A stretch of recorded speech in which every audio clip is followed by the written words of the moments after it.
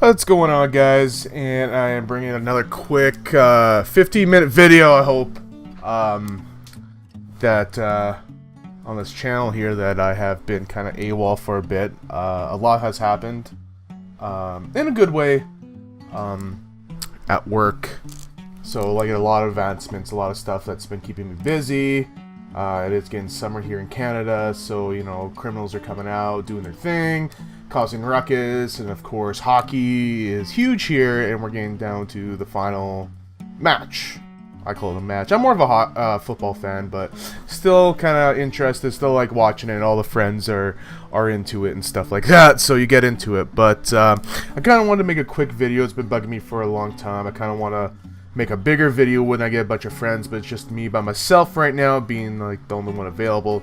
But I kind of wanted to talk about mental illness in the workplace, and that's been kind of a subject with me personally, being diagnosed with PTSD and extreme dissociation back in August 2017, and now currently where I am right now is May 2018, where a big jump from there, and then a lot's different. A lot of good things have happened, but still things are still there. And it's one of those things where no one really talks about mental illness in the workplace, especially for law enforcement. That's law enforcement, first responders, so your firefighters, paramedics, all that, nurses, doctors, correction staff, sheriff services, probations, and all that.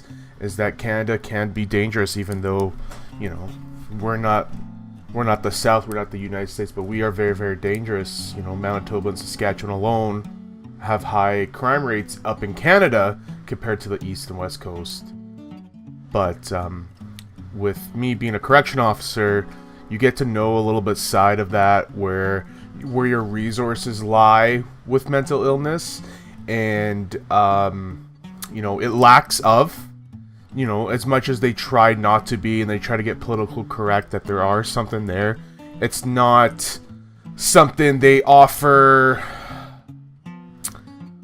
How could I say it? Like, they do offer it, but like the resources are very, very limited. They're very short-term fixes, and you're basically, when you're in that set of hopelessness and where you feel alone and confused because you're being hit with all these these symptoms of grieving, confusion, night terrors, anxiety, depression, stuff that you probably have never felt before in a big scale, just hit you, and you're confused.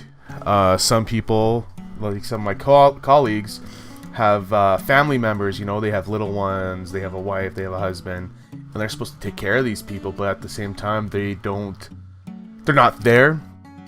It's like an out-of-body experience. Time passes rather quickly. You're not eating, you're not cooking, you just want to lay around, and no one really comes to talk to you because senior management is told not to talk to you, and that's just because they could trigger a bad experience with you. You can go through an episode, if senior management has to talk to you, but you're basically left at home on workers' compensation waiting for help.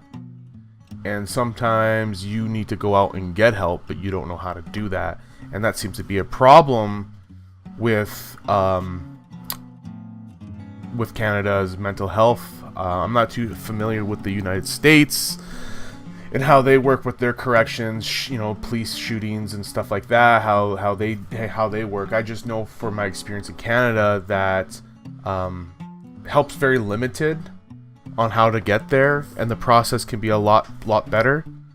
And from my experience, when my traumatic event happened, over my years of service, I was told that each and every event over the years, because you can have so many built up in 1 year, especially in Canada, like it's crazy the amount of violence you see in a correctional facility builds up until there's a breaking point, and then that breaking point happens is that you don't know what to do, and staying at home. I had a lot of sources of support. My family were by my side. They were confused. They didn't know what was happening. I didn't know what was happening.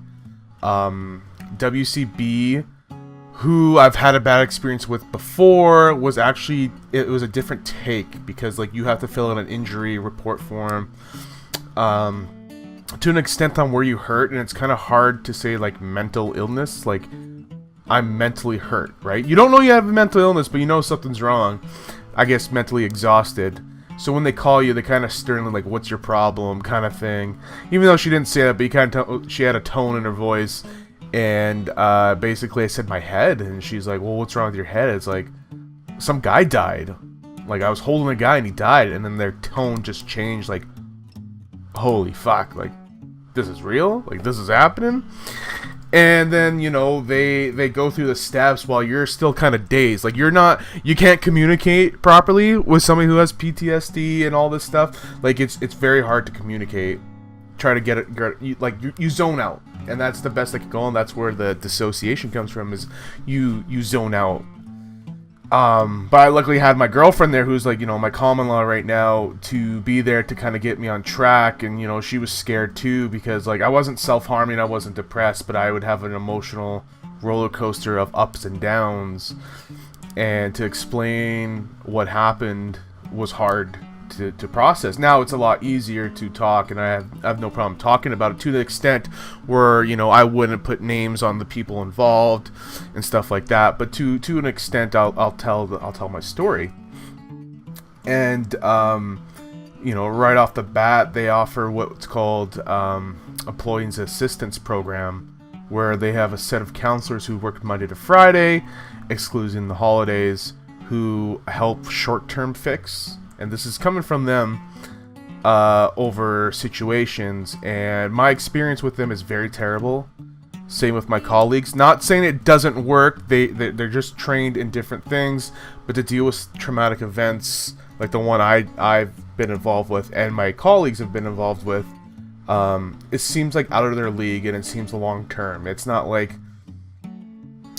family problems, which my problem could escalate to if I didn't get the help I needed. But I told them I didn't want to take this program. I wanted better help because I was scared. It was really, really frightening. And they offered a psych doctor. And for my point of view, it's hard to trust somebody who doesn't know what you do, kind of thing. And that's how I felt because of this program I attended one time, where it's like a counseling service where they didn't really help with guidance, and now I was going to seek guidance to somebody where like I'm fucked, like I'm really fucked mentally, like I can't really take care of myself, and I'm supposed to go to this guy and like tell him like what's he gonna say?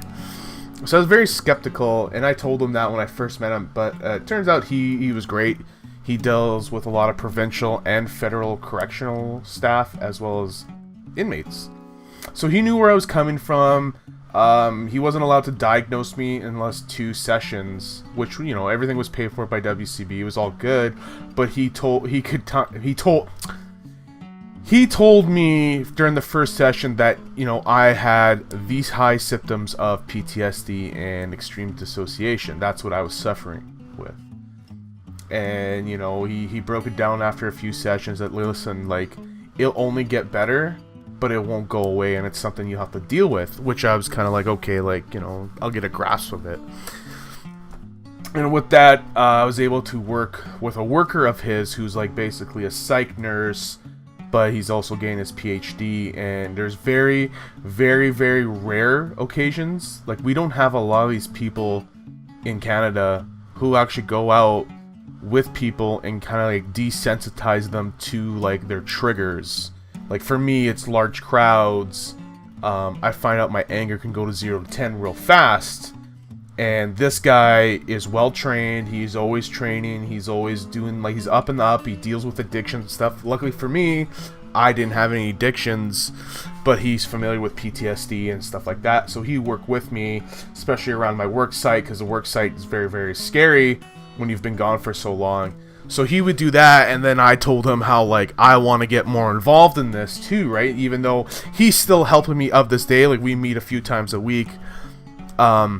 and I explained I wanted more. I wanted to educate, because like I had coworkers while I was off asking me like, hey, I'm suffering from this, because then you know you got like courts coming, inquests, you know, like there's a dead body, there's injuries, you know, inmates can press charges, you know, they're getting involved, and now they're getting the same symptoms I had, and they're asking questions, and I'm telling them, and you know, I took a step back and like, wow, like we had a dozen officers in 2016 drop just in my center alone from traumatic events like this, and they're all suffering, you know, PTSD. And I was thinking like, holy fuck, like I need to get involved some way, right? Like who better to trust you than your, you know, another colleague, right? Like another officer instead of some stranger. Even though like that stranger can be well trained, it's that trust factor. So, you know, taking a step back, you know, what brought this up was another coworker of mine who I knew of. I had the odd interactions with him, but he actually had a death in custody a few years before mine, and now he's been kind of AWOL. You know, doesn't look like he's returning to work. He's a young fella, always dreamed to be a police officer and stuff like that, and now he's making YouTube videos about his incident, but he's doing about medical marijuana, which I guess is assisting him, which I found weird, but you know, it's something that I don't do. I guess my approach to deal with my problems is like all natural. Like I didn't want to take anything. I wanted to be aware of what was happening. You know, I had great people that like, you know, contact 24/7. You know, I text my worker. He's there for me, helps me with stuff. You know, the night terrors are very hard, stuff like that. But like I don't want to medicate myself to numb what I'm feeling. I want to be prepared to deal with it. But I mean, that video alone kind of made me, you know, want to talk more about this, and I'm very passionate about it. Is the mental illness in the workplace, and there needs to be a better presence. You know, there's so many resources for offenders and inmates and criminals and their families, but there's no resources for victims and staff, and no one talks about it here in Canada. And it seems shocking when there's a mental illness and some people don't even know about it. And these are the people that are supposed to take care of these inmates and offenders who have, you know, 10 people working on that one person. Like, you know, they got FASD, ADHD, all this. Their criminal activities is because of this, but they keep doing it. But what about, you know, us? Law enforcement, first responders, you know, probations, like all these people who deal with these people who go in and out every day, every year to see some of the craziest shit ever, and no one ever like looks at you and gets the resources. Yeah, we have these little small counseling programs, but like none of us are going to willingly walk over to a person Monday to Friday, hey, can you help me for a short-term fix? Mostly people don't know that they have it. And I think there needs to be a better system in place, and what I want to do is get involved with these people to know that I'm there and I'm 24/7, not a short-term fix, and help them and educate myself and be there for them for this kind of stuff, because what I went through was scary. But if I didn't have my source of support, I think I'd be fucked more than I am. Like seeing my coworker at the YouTube, he's fucked. He didn't get the help he needed. And I don't know if he ever will. Like, he seems so fucking, you know, he's out there. Like, he's out there, right? Like, bless the guy. He's young and stuff like that. But he's fucked. He's fucked. And I was listening to a story on YouTube. And, you know, some of the elements of it, you could tell, you know, it hit him hard. And he mentions that. But it looks like he's able to tell his story to people about it comfortably. But it's sad. It's kind of weird that mental illness is not a focus to, you know, employees from their employer, and they don't have teams set up in their own, you know, department and stuff to help these people. It's always a contract department, and I don't know, like, why are we spending so much money on rehab for these offenders when there's 7-8 programs available for their addictions or their criminal activities, but like we don't even have a solid resource for officers. And that's what I wanted to bring up, was that. And you know, I'll touch about this later because it's going on 15 minutes, But I kind of want to just get a gist out there, revive the channel, get a video out there. But yeah, all right, guys, let me know what you think, and I'll see you later.